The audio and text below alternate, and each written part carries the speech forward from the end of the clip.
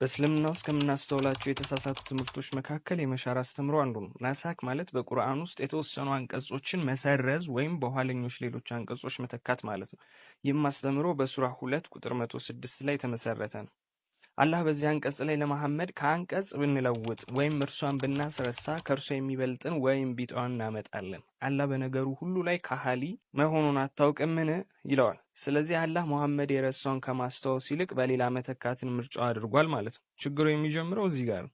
አንደኛ የቁርአን ፍጹማዊነት በዚህ ጥቅስ መሰረት ውድቅ ይሆናል። ቁርአን ዘላለማዊና ፍጹም የሆነ የአምላክ ቃል ከሆነ አላህ ለምን ትእዛዙን መለወጥ አስፈለገው?